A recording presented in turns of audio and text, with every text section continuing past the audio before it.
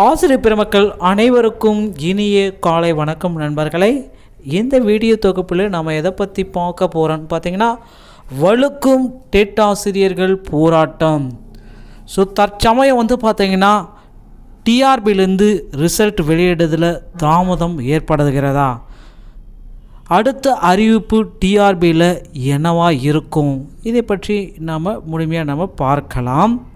So வலுக்கும் பார்த்திங்கன்னா ஆசிரியர்கள் போராட்டம் பார்த்திங்கன்னா தற்சமயம் ரொம்ப அதிகப்படியாக போயிட்டுருக்கு. நைட்டு கூட அங்கேயே ஸ்டே பண்ணி ஆசிரியர்கள் எல்லாமே இந்த டெட் தேர்வு எழுதி பாஸ் பண்ண ஆசிரியர்கள் அனைவருமே போராட்டம் பண்ணிட்டு வராங்க.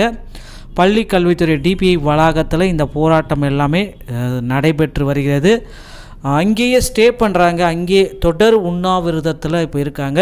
தற்சமயம் பார்த்திங்கன்னா அவங்க சில கோரிக்கைகளை வச்சுருக்காங்க. ஒரு 5 அம்ச கோரிக்கைகளை வலியுறுத்தி போராட்டங்களை மேற்கொண்டுட்ருக்காங்க.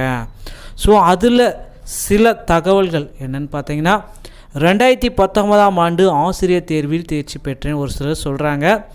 தற்போது உங்களுடைய போராட்டினால் உங்களுக்கு வேலை கிடைக்குமா அப்படின்ட்டு நிறைய பேர் கேள்வி கேட்டுட்ருக்காங்க. ஸோ உடனே வேலை கிடைக்கும் என்றால் தற்போது உள்ள முறைப்படி அந்த நார்மலைசேஷன் இயல்பாக்கினால் முறைப்படி மதிப்பெண்கள் கணக்கிடும் தேர்வு வாரியம் பயன்படுத்தி வருகிறது. அதனால் என்ற முறையில் கணக்கிடும் போது 2019 ஆசிரியர் தேர்ச்சி பெற்றவர்களுக்கு முதலில் வரும் வாய்ப்பு உள்ளது.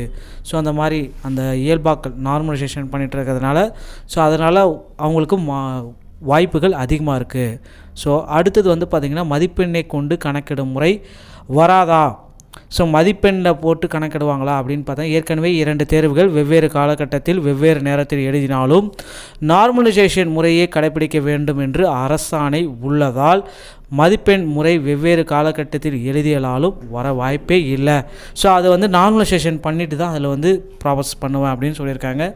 தற்போது நடைபெறும் போராட்டத்தில் தோல்வி போராட்டமாக பதில் 3. தற்போது நடைபெறும் போராட்டம் நார்மலைசேஷன் முறையும் டெட் மதிப்பையும் வரையும் கொண்டு வராமல் இருந்தால் சரி. 2 முறைகளும் வந்தாலும் ஒரு முறை வந்தாலும் மறுபடியும் மதிப்பெண்ணை உயர்த்தி கொள்ள 2022 ஆசிரியர் தேர்வு வாரியம் எதிர்கொள்ள அவசியமாகும் அப்படின்ட்டு சிலர் கூறிட்டுருக்காங்க. ஸோ இது பார்த்திங்கன்னா இந்த போராடுற ஆசிரியர்களுக்கு இந்த இதெல்லாமே இப்போ புதுசாக தெரியுது, இந்த நார்மலைசேஷன் மெத்தட்ஸ் எல்லாமே புதுசாக தெரியுதுன்னு சொல்லிட்டு இருக்காங்க. ஸோ நம்ம பொறுத்திருந்து நம்ம பார்க்கலாம் இவர்களுடைய கோரிக்கைகளை அரசு எப்படி ஏற்கிறாங்க, ஸோ அரசு இவர்களுக்கு என்ன பதில் கொடுக்குறாங்கன்றதை நம்ம பார்க்கலாம். ஸோ இந்த போராட்டத்தினால் பார்த்திங்கன்னா நமக்கு சில பிரச்சனைகளும் நமக்கு வந்திருக்கு.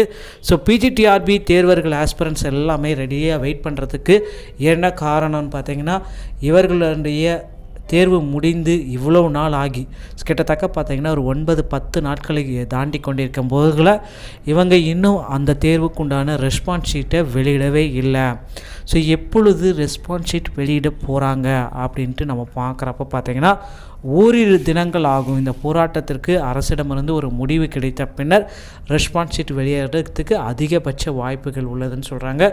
ஸோ மேலும் பார்த்திங்கன்னா அடுத்தடுத்து அறிவிப்புகள் ஸோ டிஆர்பியில் பார்த்திங்கன்னா அடுத்தடுத்து 2-3 அறிவிப்புகள் வரப்போகுது. அது எல்லாமே கொஞ்சம் காலதாமதம் ஆகும். அடுத்து பார்த்திங்கன்னா இந்த டெட் தேர்வுடைய அறிவிப்பு எப்பொழுது வெளியாகும்? அந்த டெட் தேர்வு அறிவிப்பு பிப்ரவரி இறுதியிலே கொடுத்துருக்கேன்னு சொன்னாங்க, ஆனால் பட் கொடுக்கவே இல்லை.